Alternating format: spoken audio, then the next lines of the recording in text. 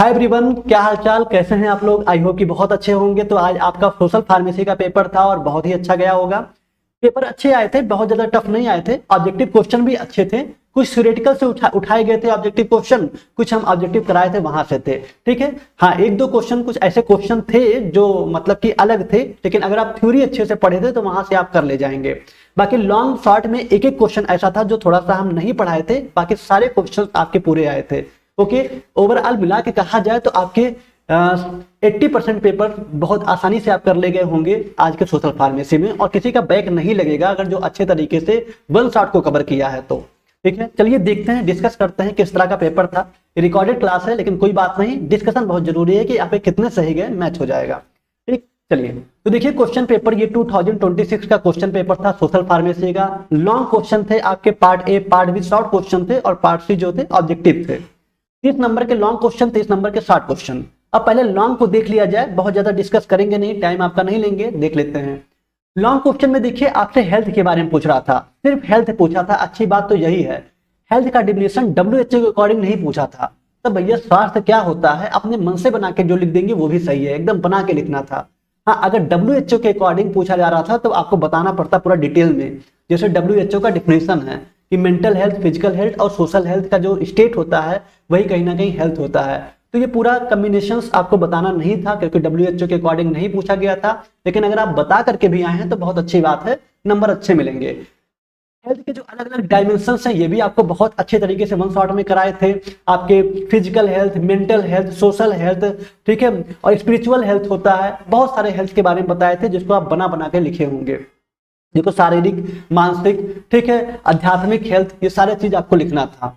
दूसरा family planning, ये तो आप बहुत अच्छे से लिखे होंगे। इसके ऑब्जेक्टिव क्या हैं, हमें लगता है कि इसको तो आप अच्छे खाते 3-4 पेज तो भर ही दिए होंगे। ठीक है, तो फैमिली प्लानिंग भी बहुत अच्छे तरीके से आप लिख के आए होंगे, सारे मेथड बता दिए होंगे। भले यहाँ ऑब्जेक्टिव पूछा था लेकिन आप मेथड भी बताए होंगे, तब भी अच्छे नंबर मिलेंगे। ठीक है, अलग अलग कंट्रासेप्टिव जो मेथड होते हैं। इम्यूनिटी क्या होता है, बहुत अच्छे से इम्यूनिटी को कवर किए थे, खासकर उसका प्रकार पूछा है, कितने प्रकार के इम्यूनिटी होते हैं। तो इम्यूनिटी को बहुत अच्छे से, एक्टिव इम्यूनिटी, पैसिव इम्यूनिटी, जो इनेट और एक्वायर्ड इम्यूनिटी होता है, सब कुछ अच्छे से बताया गया था, जरूर किए होंगे आप।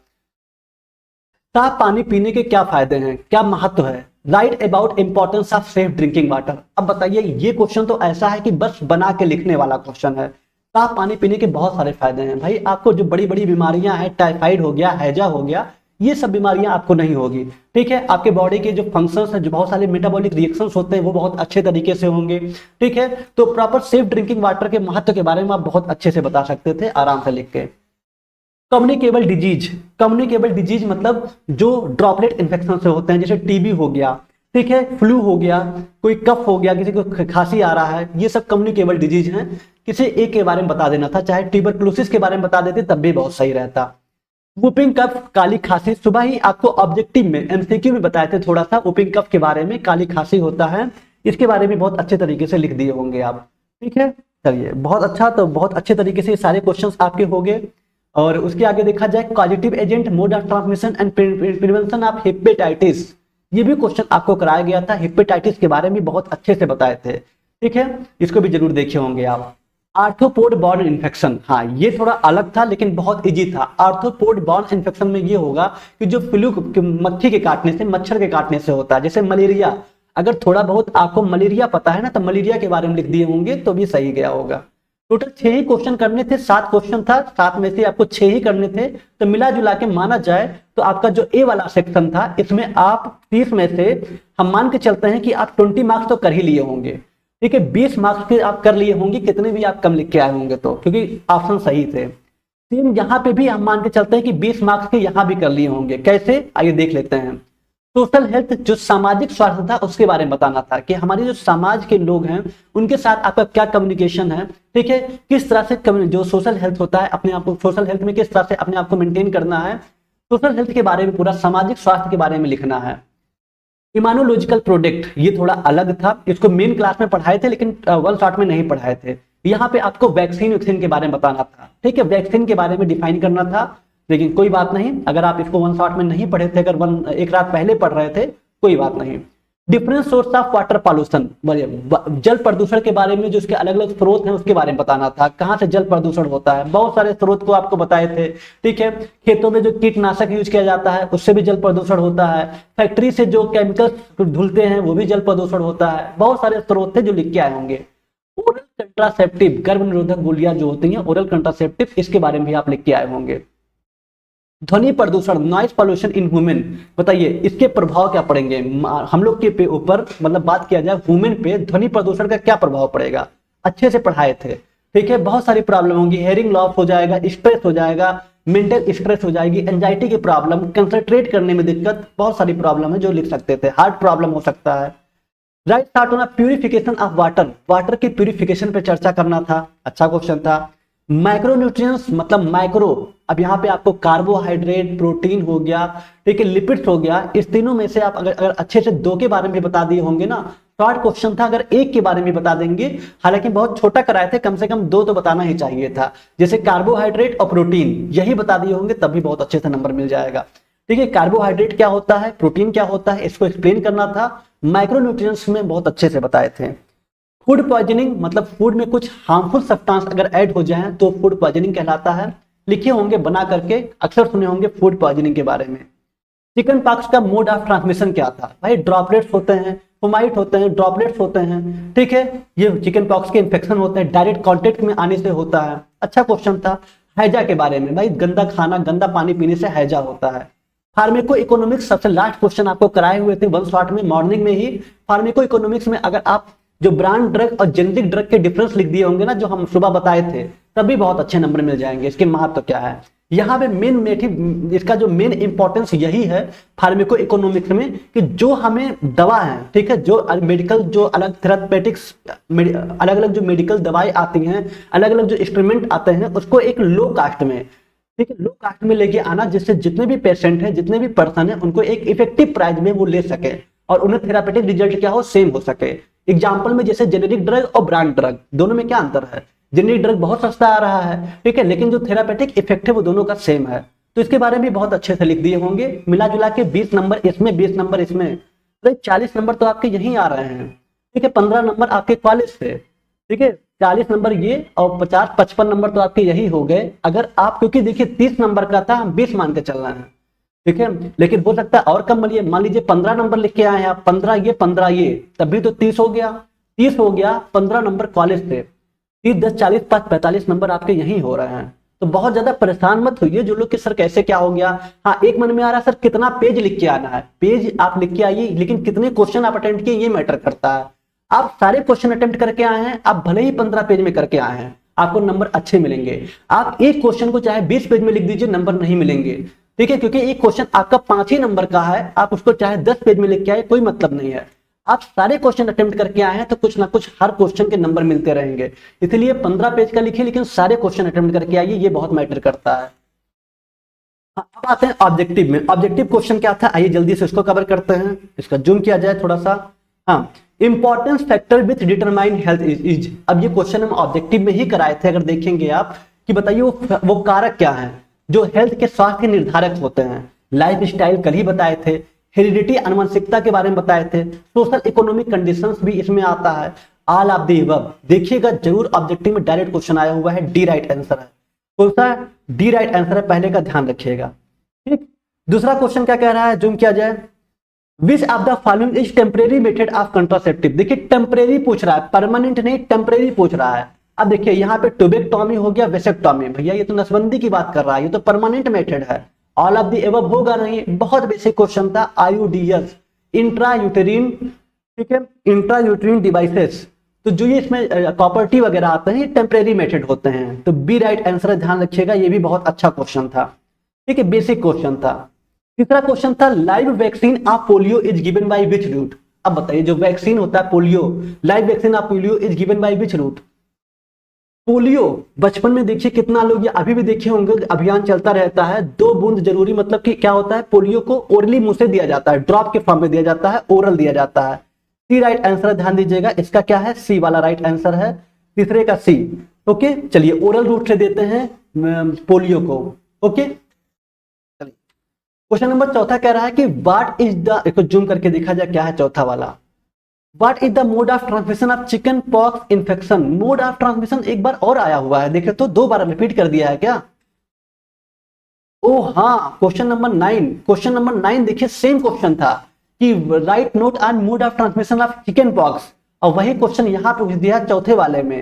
देखिए चौथे वाले में कहिए what is the mode of transmission chicken pox infection, मतलब चेचक इन्फेक्शन का जो मोड ऑफ ट्रांसमिशन है, कैसे फैलता है उसको बताना है। बाई ड्रॉपलेट, मतलब ड्रॉपलेट के छींकने वगैरह से होता है, खांसने से। ड्रॉपलेट इन्फेक्शन ये भी सही है। थ्रू पर्सनल कांटेक्ट, जी हाँ, डायरेक्ट कांटेक्ट या पर्सनल कांटेक्ट से भी होता है, इसका मतलब इसका डी वाला सही है, इसका डी वाला सही है। ठीक। What is the incubation period of typhoid fever, ये भी आपको कराया गया है, थ्योरी में जरूर देखिएगा, 1 शॉट में अच्छे से कराए हुए हैं। ठीक है, टाइफाइड फीवर का जो इंक्यूबेशन पीरियड है, लक्षण कब दिखते हैं, 2 महीने, 3 महीने, 6 महीने नहीं, 6 से 30 दिन के अंदर, 6 to 30 डेज के अंदर दिख जाते हैं। ए वाला करेक्ट आंसर है। 5वें का करेक्ट आंसर ए वाला है, ध्यान रखिएगा। ठीक है, 6वें की बात करें, लॉक जा इज अनदर, हाँ ये थोड़ा सा अलग हो गया। लॉक जा इज अनदर नेम, कुछ क्वेश्चन होते हैं थोड़ा बहुत अप डाउन होते रहते हैं, लेकिन मैक्सिमम क्वेश्चन आपके सही हैं। लॉक जा इज अनदर नेम होता है टिटनेस, क्या होता है, टिटनेस। लॉक जा is another name of tetanus, तो इसका क्या करेक्ट आंसर होगा, ए वाला होगा 6वें का। ठीक है, 6वें का करेक्ट आंसर ए वाला होगा। 7वें की बात करें, HIV is a member of, ठीक है, 7वां का क्वेश्चन है HIV is a member of, ये भी थोड़ा सा अलग था। ठीक है, ऐसा नहीं कहने कि डायरेक्ट सारे क्वेश्चन आए थे, कुछ क्वेश्चन अलग थे। HIV is a member of astrovirus, Zika virus, lentivirus या फिर मर्गबग वायरस। ठीक है, तो देखिए जो HIV होता है ह्यूमन इम्यून डिफिशियंसी वायरस, ये लेंटी वायरस का मेंबर होता है, किसका, लेंटी वायरस का। तो यहाँ पे सी राइट आंसर है। 7वें का करेक्ट आंसर सी वाला होगा, ध्यान दीजिएगा। 9वां क्वेश्चन क्या कह रहा है, थोड़ा जूम करके देखा जाए। The permanent method of sterilisation in male, मतलब पुरुष नसबंदी। ठीक है, स्टेरिलाइजेशन मतलब नसबंदी। Permanent method of sterilisation in males, males की बताइए क्या होगा। Tubectomy, vasectomy, both A and B and none of these. ये तो क्वेश्चन शायद कराए थे हम, इसको शायद 1 शॉट में कराए, ऑब्जेक्टिव में कराए हुए थे ऐसा क्वेश्चन। ठीक है, बताइएगा कमेंट में, ये भी क्वेश्चन शायद कराया गया था, बस लैंग्वेज चेंज है यहाँ पे, यहाँ लैंग्वेज चेंज है। तो 9वें का करेक्ट आंसर क्या होगा, ये बताना है कि the permanent method of sterilisation in male, ये तो आप करके आए होंगे। तो 9वें का करेक्ट आंसर होगा बी वाला, वेसेक्टॉमी। ठीक है, वेसेक्टॉमी, क्यों, क्योंकि मेल के बारे में पूछ रहा है, और मेल के बारे में ही हम बताए थे, फीमेल होता तो ट्यूबेक्टॉमी होता।